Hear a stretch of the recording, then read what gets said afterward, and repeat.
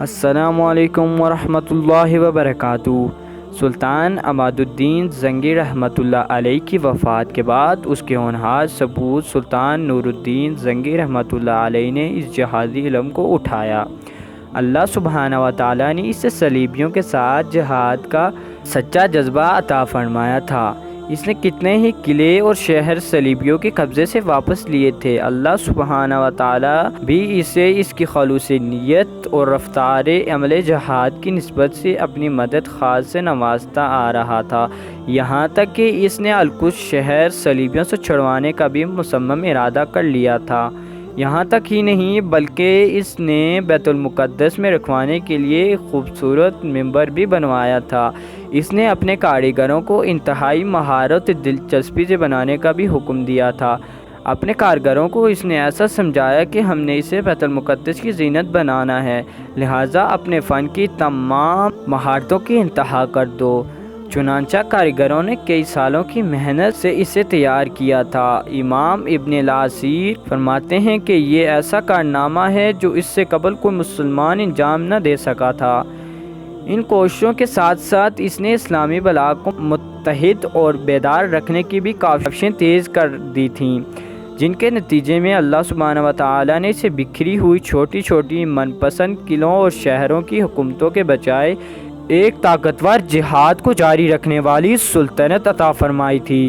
جزیرہ فراتیہ، سوریہ یعنی شام، اردن، مصر، حجاز اور یمن اس سلطنت کے مضبوط پائے تخت سمجھے جانے لگے تھے۔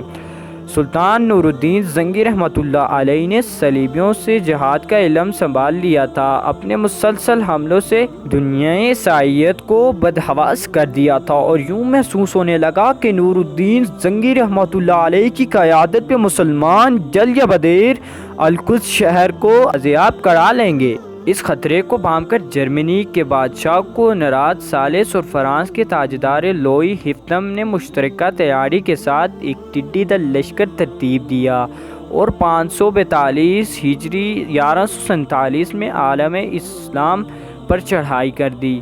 سلطان نور الدین زنگی رحمۃ اللہ علیہ نے مومنانہ شجاعت اور غیر معمولی استقامت کے ساتھ 2 سال تک ان کا بھرپور مقابلہ کیا اور انہیں عبرتناک شکست دے کر واپس لوٹنے پر بھی مجبور کر دیا تھا۔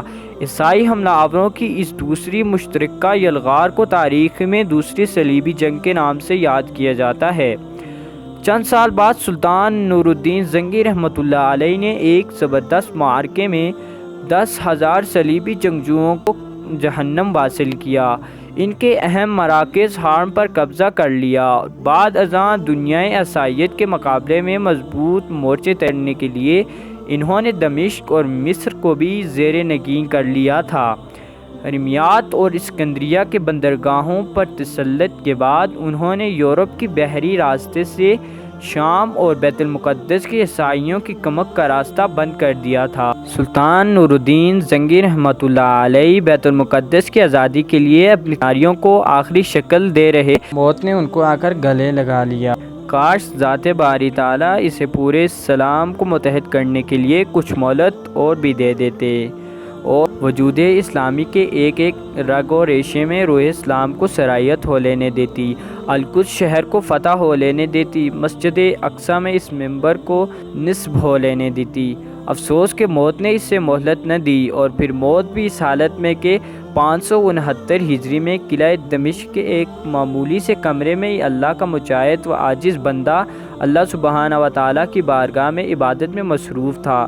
ابھی اس نے اپنی عمر کی 60 بہاریں ہی دیکھی تھی کہ موت کا فرشتہ انہیں اپنے ساتھ اللہ تعالیٰ کی بارگاہ میں لے گیا۔